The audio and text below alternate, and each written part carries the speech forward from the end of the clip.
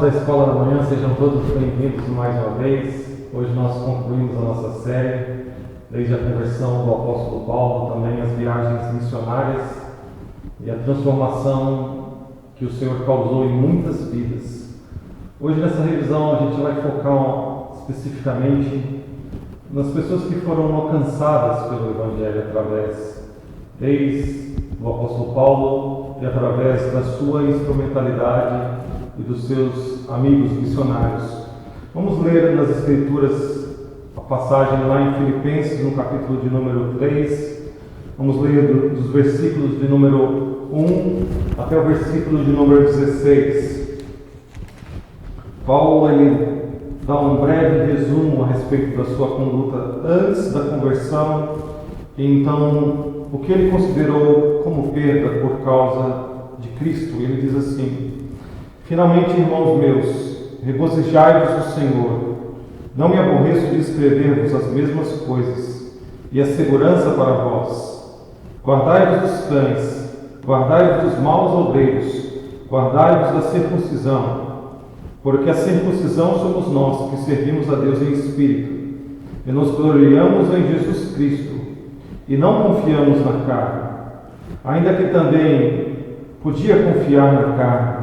Se algum outro cuida que pode confiar na carne, ainda mais eu, circuncidado ao 8º dia, da linhagem de Israel, da tribo de Benjamim, hebreu de hebreus, segundo a lei fui fariseu, segundo o zelo, perseguidor da igreja, segundo a justiça que há na lei irrepreensível. Mas o que para mim era ganho, reputei-o perda por Cristo.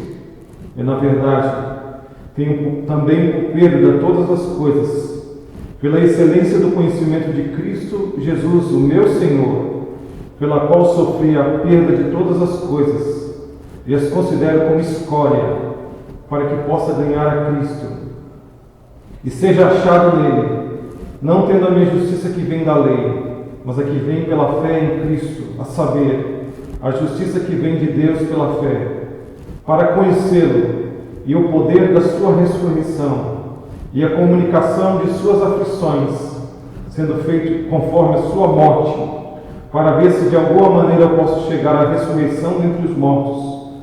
Não que já a tenha alcançado, ou que seja perfeito, mas prossigo para alcançar aquilo, porque fui também preso por Cristo Jesus. Irmãos, quanto a mim não julgo que haja alcançado, mas uma coisa faço, e é que, esquecendo-me das coisas que atrás ficam, e avançando para as que estão diante de mim, prossigo para o alto, pelo prêmio da soberana vocação de Deus em Cristo Jesus. Por isso, todos quantos já somos perfeitos, sintamos isto mesmo. E, se sentis alguma coisa de outra maneira, também Deus vos revelará. Mas naquilo que já chegamos, andemos segundo a mesma regra, e sintamos o mesmo.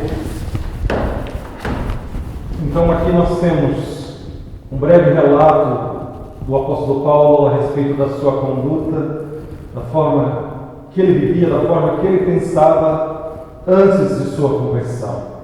Então nessa revisão nós falaremos rapidamente sobre o apóstolo Paulo, sobre a sua conversão, sobre a sua mudança e também sobre as pessoas que foram alcançadas por Deus através do seu ministério.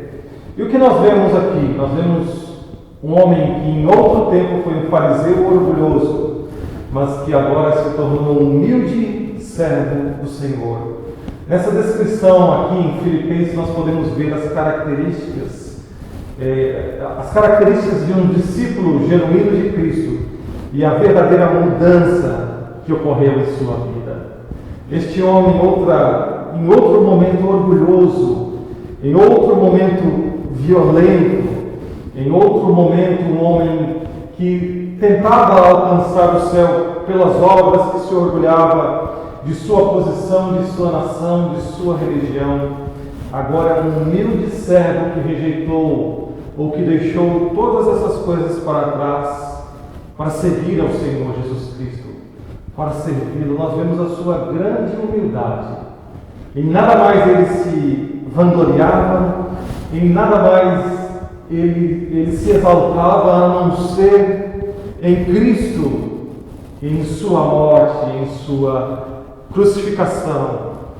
Que maravilha é que, quando nós olhamos para ele, nós podemos ver esta grande característica, esta grande marca da conversão, que é tornar um homem extremamente orgulhoso, extremamente confiante em si mesmo, extremamente dependente da sua própria inteligência, das suas próprias capacitações, em um homem humilde, em um servo de Cristo, em alguém dependente dele, alguém que confia na palavra de Deus e na direção do Senhor, alguém que não trata os outros de forma arrogante, que não tem palavras duras, mas alguém que pondera suas palavras, alguém que fala para edificar o próximo, alguém que leva o Evangelho da graça redentora a outras pessoas. Que mudança, meus amigos, que mudança, que característica marcante da conversão. Ele diz que essas coisas ele considera agora como escória, para que ele possa ganhar a Cristo, sendo achado dele. Que maravilha! A conversão, ela muda isso em nós. Ela nos tira de uma posição de autossuficiência, de confiança em nós mesmos, de tentar alcançar o favor de Deus, de tentar alcançar o céu por nosso esforço, e depende única e exclusivamente daquilo que o Senhor Jesus Cristo realizou na cruz do Calvário. Então esse é o apóstolo Paulo, antigamente Saulo, transformado e salvo e perdoado por Cristo. Então nós vemos aquela mulher Lídia, que sofreu uma cirurgia de coração. Aquela mulher orgulhosa também, rica e bem-sucedida, que era uma mulher gananciosa, que possivelmente a única preocupação que passava em sua mente era consigo mesmo, era em se vestir bem, se representar bem diante das outras pessoas, uma mulher que visava sempre o lucro para o seu próprio benefício, para a sua própria vida. Essa mulher, que era uma mulher rica, uma mulher grandemente sábia no comércio, mas que usava todo o seu lucro, todo o seu sucesso, somente para si, para preencher a sua vaidade. Esta mulher, ela foi salva pelo Senhor. O Senhor lhe abriu o coração para que ela pudesse entender as Escrituras. E ela se tornou uma amiga bondosa de Paulo e dos missionários. Ela se tornou generosa, ela usou tudo aquilo que ela tinha para o Senhor, para servir na obra do Senhor. Agora ela estava disposta a associar-se, a andar junto com esses homens que eram desprezados e odiados. Veja, a marca da conversão. Ela foi tornada uma mulher bondosa, generosa, e que se associou, se juntou ao povo de Deus. Isso é uma marca muito importante nos dias de hoje. Há muitas pessoas que se dizem cristãs, mas não querem saber de igrejas, não querem frequentar igrejas, não querem se associar com igreja. Dizem que amam a Cristo, que nem certa vez eu ouvi, dizem que amam o noivo, que é Cristo, mas não amam a sua noiva, a noiva de Cristo, que é a sua igreja. Como poderá existir nesses uma conversão genuína? A conversão mudou grandemente, drasticamente essa mulher. Outra coisa que nós aprendemos com Lídia é que o Senhor, Ele abre o nosso coração para que nós estejamos atentos à palavra do Evangelho, à mensagem de salvação. Nós somos muito autoconfiantes. Nós achamos que tudo depende de nós, mas não depende de nós. É o Senhor quem salva. É o Senhor que esclarece a palavra em as nossas mentes. E se nós temos dificuldades de entender o nosso estado, a nossa situação diante de Deus, nós devemos rogar ao Senhor que nos ajude, que abra o nosso coração, que faça uma cirurgia espiritual em nós. E então nós temos aquele homem que era totalmente o oposto de Lídia. Ali também em Filipos. Lídia era da cidade ali. Ela comerciava em Filipos. Ela era de Tiatira, mas fazia comércio nessa cidade, que era um grande afluente, onde se reuniam muitas pessoas para o comércio, para a venda. E nós vemos que Paulo e Silas foram presos ali e foram levados ao cárcere. E foram guardados por um carcereiro, um homem coração de pedra, um homem duro, um homem mau, educado, que os lançou no cárcere, que amarrou seus pés no tronco. E vemos como este homem, quando Paulo e Silas, ao invés de estarem murmurando, estarem se queixando, eles cantavam e oravam a Deus na cela. Aquilo tocou o seu coração, certamente. E ele pensou que a religião desses homens não era uma religião hipócrita, mas era uma religião verdadeira. Que eles de fato criam naquilo que eles pregavam e que eles viviam a realidade daquilo que eles anunciavam. Eles eram verdadeiros.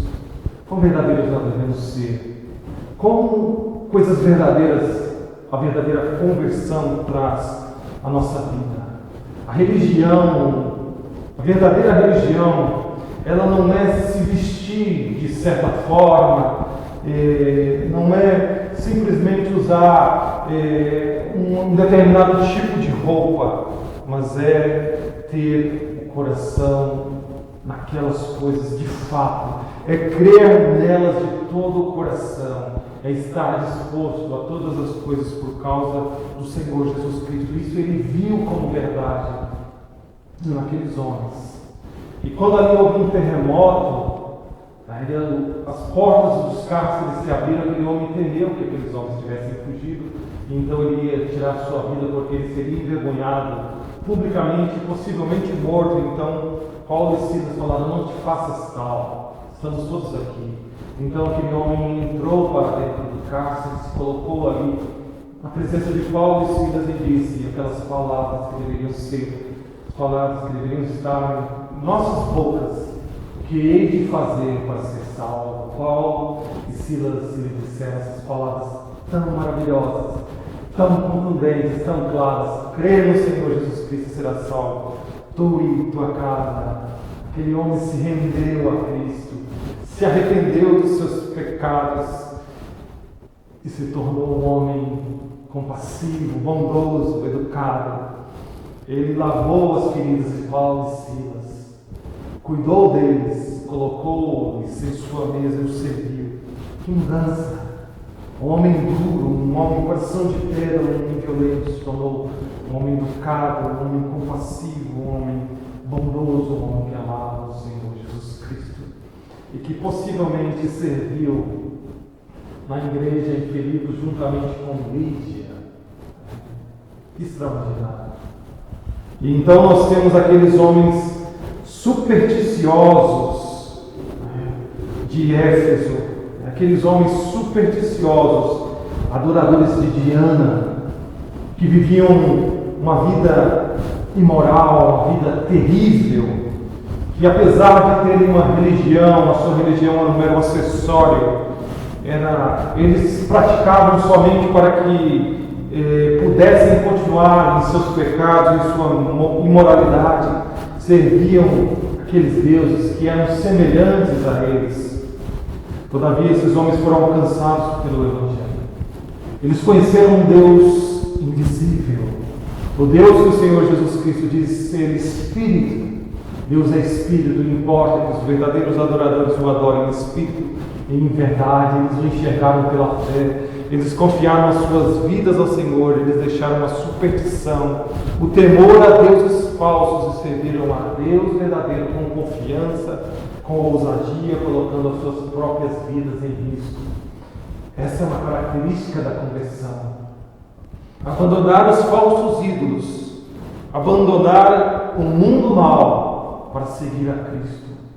Se eu digo que eu sou um crente, mas ainda continuo amando este mundo, desejando as coisas deste mundo e colocando as coisas deste mundo em pé de igualdade ou em prioridade em relação a Deus. Não existe aí a marca, não existe a prova de uma genuína conversão. E por fim, nós vimos aquele servo em Cesareia, aquele ladrão ingrato que fugiu de seu senhor, Onésimo, mas que ao encontrar Paulo ali na prisão, Paulo lhe anunciou o Evangelho, falou sobre Cristo, falou sobre o perdão. E aquele homem, aquele escravo fugitivo do seu senhor, que está relatado lá na pequena carta, maravilhosa carta, leia com atenção essa carta, Filemon, ele entrega-se ao Senhor, ele é transformado. Aquele homem que agora, em outro tempo, foi inútil para o seu Senhor, agora ele é útil, agora ele quer servir, ele serve a Paulo e se torna muito útil para Paulo e para o reino dos céus. A nossa vida muitas vezes é gasta neste mundo, é gasta para os prazeres, é gasta para as coisas deste mundo, mas a nossa vida só poderá ser de fato útil quando nós a gastamos para Deus, quando nós dedicamos as nossas vidas a Deus. Que maravilha! Este homem ele foi transformado de um fugitivo, um homem indisposto, um homem inútil para o seu Senhor, um homem que queria tão somente entregar seus prazeres, tornou-se um homem justo, um homem útil ao seu Senhor, a Paulo e ao reino de Deus, que serviu ao Senhor por todos os dias da sua vida, nós acreditamos. O que todas essas pessoas elas têm em comum? Todas elas seguiram pelos seus próprios caminhos. Nós vemos que individualmente alguns tinham mais propensão para o orgulho, para a ganância, outros eram violentos, menos dispostos a ouvirem, mas todos esses foram alcançados pela graça do nosso Senhor Jesus Cristo e experimentaram a conversão de sua própria alma. Nós temos que falar como a rainha de Sabá, disse Salomão. Já não é época que as pessoas falaram do seu reino, que ele era magnífico, mas os meus próprios olhos agora eles veem a conversão. Ela pode ser falada por mim, por professores, mas ela deve ser experimentada pessoalmente por cada um de nós, para que nós saibamos o quão maravilhosa é a obra de Deus na conversão e como ela muda o nosso caráter, ela muda as nossas vidas, ela muda o nosso coração. É necessário que nós nos arrependamos dos nossos pecados, que nós consideremos seriamente a nossa condição diante de Deus e que nós nos voltemos pela fé ao Senhor Jesus Cristo. Esses são os dois elementos essenciais da conversão: o arrependimento para com Deus e a fé em Cristo como o único e suficiente caminho para a salvação, através da sua morte, da sua cruz. A conversão ela deixa essas características, essa mudança. Nós desejamos de coração que esta série, desde o início da conversão de Saulo, tornando-se o apóstolo dos gentios Paulo, e as suas viagens missionárias, e todos esses irmãos e irmãs maravilhosos, que um dia nós temos a esperança de encontrar, seja também a sua esperança. Esse é o nosso desejo. Que Deus abençoe a sua palavra no seu coração.